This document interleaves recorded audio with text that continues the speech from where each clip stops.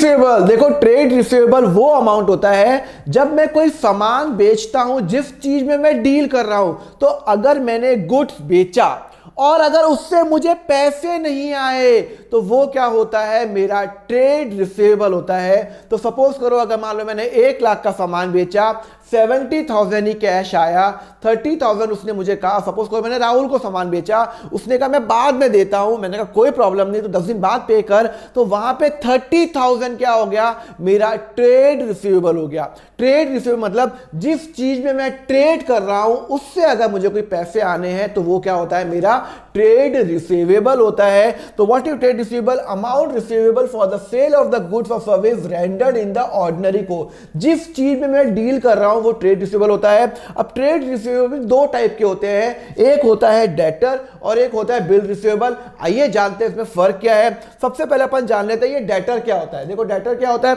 मैंने 1 लाख रुपए का सामान बेचा, किसको बेचा, अमित को बेचा, ठीक है ना, किसको बेचा, अमित को बेचा। मैंने कहा अमित पैसे दे, अमित ने मुझे सिर्फ 70,000 रुपीज दिए। मैंने कहा बाकी के 30,000, बाकी के 30,000 सामान मैंने कितने का बेचा, 1 लाख का। अब ये जो 1 लाख रुपए है ये मेरा क्या है, सेल्स है, ये मैंने सामान बेचा। तो मेरी सेल्स क्या हो गई, मेरा प्रॉफिट एंड लॉस अकाउंट के अंदर, मेरा जो प्रॉफिट एंड लॉस में सपोज करो ये जो ट्रेडिंग अकाउंट और प्रॉफिट एंड लॉस अकाउंट है, trading and profit and loss account, मैंने 1 लाख का सामान बेच दिया। अभी आप इसमें मत जाओ कि वो डेबिट में क्रेडिट में कब आएगा, वो आपको सब समझा दूंगा। पर मैंने 1 लाख का सामान बेचा, पर उस 1 लाख में से भाई साहब अमित ने मुझे सिर्फ 70,000 रुपीज पे किए।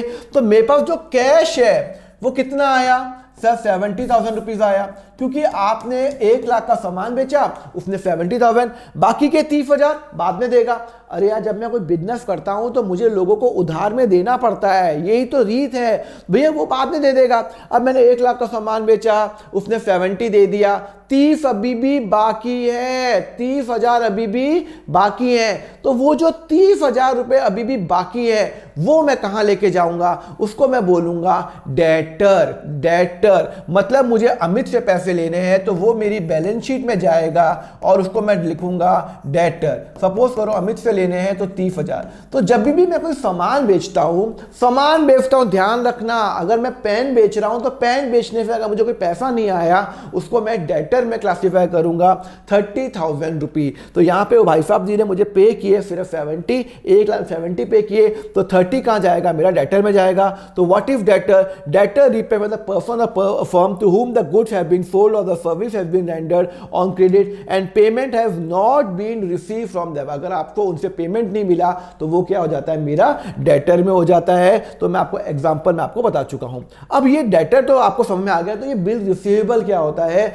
देखो बिल रिसीवेबल क्या होता है, वही है, मुझे कितने लेने हैं, अमित से कितने लेने हैं, मुझे अमित से लेने हैं 30,000 रुपीज। अब मैंने यहां पे एग्जांपल में क्या लिखा हुआ है, हाँ अब हुआ क्या, मुझे अमित से, सुनो, अमित से मुझे लेने हैं कितने रुपए लेने हैं, 30,000 रुपए लेने हैं। ये बात तो तय है भाई, 1 लाख का सामान बेचा, 70 उसने पे कर दिए, 30 रुपये और देने उसको बाकी है। तो ये जो 30,000 रुपीज है ये मेरा डेटर है। अब मैंने अमित को फोन किया, भाई साहब तू पैसा दे दे। अमित ने कहा मैं देखो पैसा बाद में दे दूंगा, पर मैंने कहा नहीं मुझे लिख के दे, तू पैसा कब देगा, लिख के दे, कोई एक रिटर्न प्रूफ दे कि मुझे पैसा कब देगा, 2 दिन में, 10 दिन में, 2 महीने, 5 महीने, कब देगा। तो यहां पे अमित ने क्या किया, मैंने सामान बेचा 1 लाख का, अमित ने 70,000 पे किया। अमित एग्रीड टू पे 10,000 इन 1 मंथ। उसने मुझे कहा कि एक काम कर दीपक, मैं तेरे को 10,000 रुपए 1 महीने में दे दूंगा। आज सपोज करो चल रही है 1 अप्रैल, उसने कहा कि मैं 30 अप्रैल 2025 को मैं पेमेंट दे दूंगा। आज चल रही है 31 मार्च 2025 और मैंने कहा कि ये तो पेमेंट कब करेगा।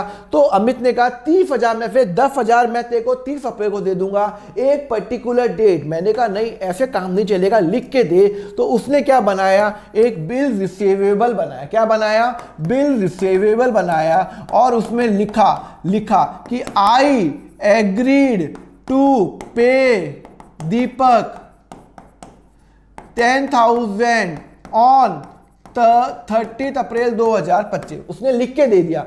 जब वो मुझे कोई चीज लिख के दे देता है, उस पर वो नोटरी का फाइन होता है, तो वहां पे वो मेरा बन जाता है, वो मेरा बन जाता है बिल रिसीवेबल। बिल रिसीवेबल मतलब मेरे पास एक रिटर्न प्रूफ है। भाई साहब ने 30,000 रुपए दिए, 30,000 में से 10,000 रुपए वो मुझे एक महीने के अंदर देगा। रिटर्न प्रूफ है, उसने मुझे रिटर्न में लिख के दिया और उस रिटर्न के अंदर डेट भी लिखी हुई है, नोटरी के साइन भी है, सबके साइन है, ऑथोराइज हो गया, तो वो मेरा क्या हो जाता है, बिल रिसीवेबल। और बाकी के जो पैसे हैं 20,000 रुपए, बाकी के जो पैसे हैं 20,000 रुपए, वो उसने मुझे अमाउंट अभी लिखा नहीं है, तो वो कहां मैं लेके जाऊंगा, डेटर के अंदर। टोटल जो अमाउंट मुझे लेना है 30,000 रुपए लेना है, तो वो तो हो गया मेरा ट्रेड रिसीवेबल।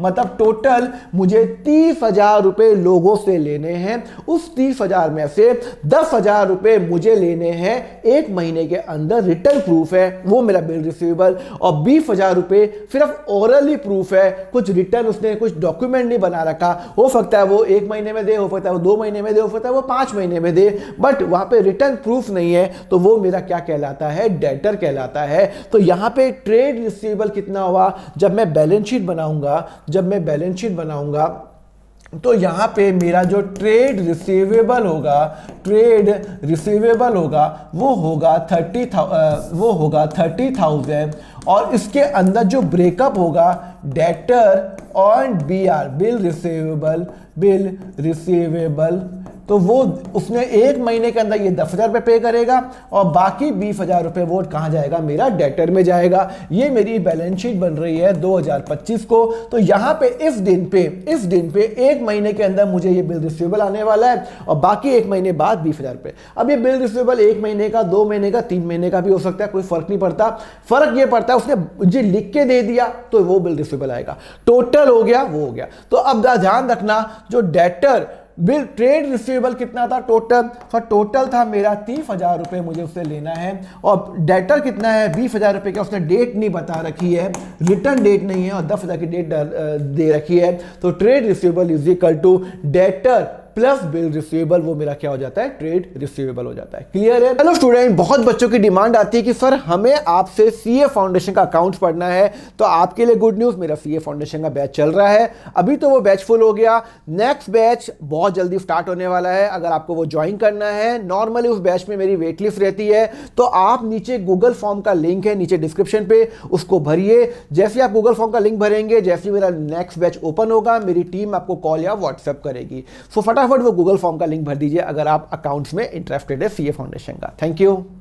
सिमिलरली ये ट्रेड पेबल क्या होता है, वही होता है। ट्रेड पेबल क्या होगा, ट्रेड पेबल होता है जब मैं कोई अमाउंट, मैंने कोई सामान खरीदा,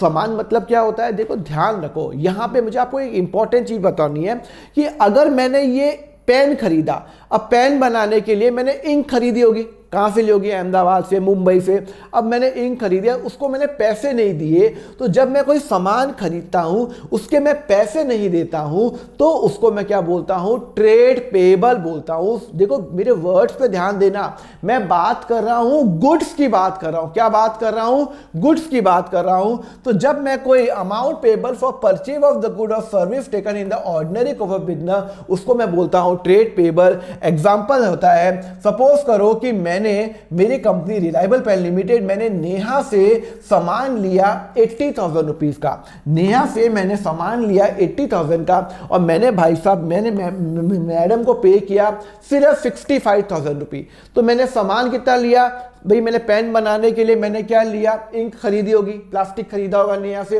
80,000 का सामान लिया, मैंने पे किया मात्र 65,000, तो 15,000 रुपीज मेरा क्या हो जाता है, ट्रेड पेबल हो जाता है, जिसको मैं क्रेडिटर भी बोलूंगा कि भाई मुझे नेहा को 15,000 रुपए देने हैं, I have to give 15,000 to Neha, तो वो मेरा क्या हो जाती है, ट्रेड पेबल हो जाती है। क्या हो जाती है, trade payable, that I have to pay 15,000 rupees to Neha. तो जब मैं सामान बनाऊंगा, तो जब मैंने कोई परचेज किया, सुनो मैंने परचेज कितने का किया, 80,000 का। भाई मैंने सामान तो 80 का लिया, उसमें से मैंने पे कितना किया, ₹65 पे कर दिया, तो जो कैश है वो -65 हो जाएगा और बाकी का मुझे पे करना है तो वो कहाँ जाएगा, मेरा क्रेडिटर हो जाएगा, जिसको मैं ट्रेड पेबल भी बोलता हूँ। कितना जाएगा, ₹15,000। मुझे ₹15,000 नेहा को देने हैं। क्लियर है, समझ में आ गया।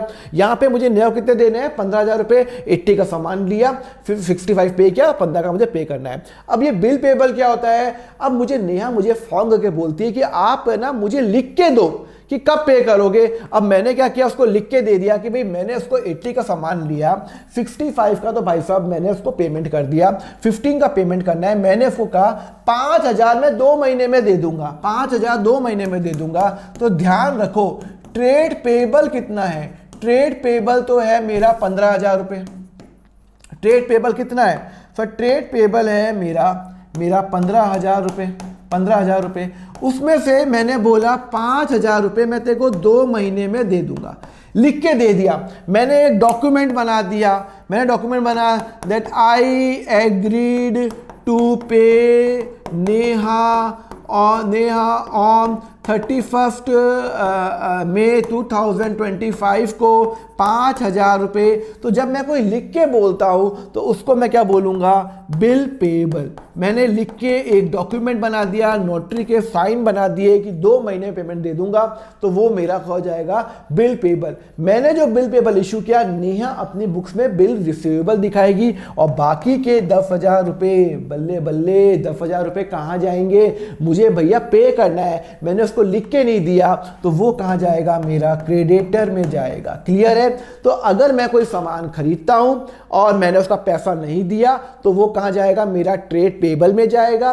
गुड्स खरीदता हूं, ध्यान रखना, और उस गुड्स के बाद अगर सपोज करो कि मैंने उसको बोला कि लिख के दे दिया कि 5,000 रुपये मैं तेरे को फ्यूचर में पे कर दूंगा 2 महीने बाद, तो वो जाएगा मेरा बिल पेबल और बाकी का 10,000 जाएगा क्रेडिटर के अंदर। तो यहां पे टोटल जब मैं बैलेंस शीट बनाऊंगा तो मेरा ट्रेड पेबल कितना है सर, ट्रेड पेबल तो 15,000 है, जिसमें से क्रेडिटर कितना है और मेरा बिल पेबल कितना है, जिसको मैं बीपी भी बोलता हूं। तो बिल पेबल है 5,000 रुपये मैंने लिख के दे दिया और बाकी का जो 10,000 रुपये है वो मेरा क्या हो जाएगा, क्रेडिटर हो जाएगा। तो what is trade payable, creditor plus bill payable, मेरा टोटल 15,000 रुपीज़ है, 15,000 रुपीज़ है, 10,000 ये है और 5,000 रुपये मैंने उसको फ्यूचर में बोला है मैं दे दूंगा। क्लियर है, समझ में आया। लेट्स टेस्ट आवरसेल्फ, मुझे बताओ उसका आंसर क्या होगा। डेटर 5,000 है, बिल पेबल 2,000 है, क्रेडिटर 1,000 है, बिल रिसीवेबल 8,000 है। मुझे बताओ इसका आंसर क्या होगा, ABCD। नीचे आप कमेंट करके बताओ। मैं आपको बता चुका हूं, देखो what is trade receivable, trade receivable होता है डेटर प्लस बिल रिसीवेबल और ट्रेड पेबल होता है क्रेडिटर प्लस बिल पेबल। तो मुझे यहां पे आंसर करके बताओ, मैं आपको नहीं बताऊंगा, मैं कमेंट पे आंसर लिख दूंगा बाद में, मुझे आप आंसर करके बताओ। आंसर क्या होगा, A होगा, B होगा, C होगा, D होगा, वो आप आंसर करके मुझे भेजिए। ये आपके लिए होमवर्क है, क्वेश्चन है, मुझे बताओ। ओके, क्वेश्चन 2 भी आपके लिए होमवर्क है, ये भी आप करोगे। ओके, तो ट्रेड रिसीवेबल का आपका पॉइंट हो गया। Thank you very much student for watching the lecture. Next part का लिंक आपको नीचे डिस्क्रिप्शन में मिल जाएगा, प्लेलिस्ट का लिंक दिया हुआ है। अगर आपको क्लास 11th और 12th के फुल लेक्चर्स चाहिए, इन डेप्थ के अंदर चाहिए, तो आप मेरा यहाँ पे ज्वाइन नाउ बटन पे क्लिक कर सकते हैं, जहां पे मैंने क्लास 11th को अराउंड 160 आवर्स का जो लेक्चर्स है, अराउंड 400 क्वेश्चन मैंने व्हाइट बोर्ड पे करा रखे हैं, एंड 12th के 1000 क्वेश्चन मैंने व्हाइट बोर्ड पे करा रखे हैं और वो अराउंड 240 आवर्स के हैं। तो आप ज्वाइन कर सकते हो, नीचे ज्वाइन नाउ बटन क्लिक करो। आपके जो चार्जेस रहेंगे बहुत ही नॉमिनल रखे हुए हैं। क्लास 11th का only 199 rupees per month and class 12th का है ओनली 299 पर मंथ। इसके अंदर मेरे नोट्स भी शामिल है। तो just click on the join now button और आपको दोनों का आपको एक्सेस मिल जाएगा। Thank you very much. Next part देखने के लिए नीचे लिंक पे क्लिक कर लेना। Thank you.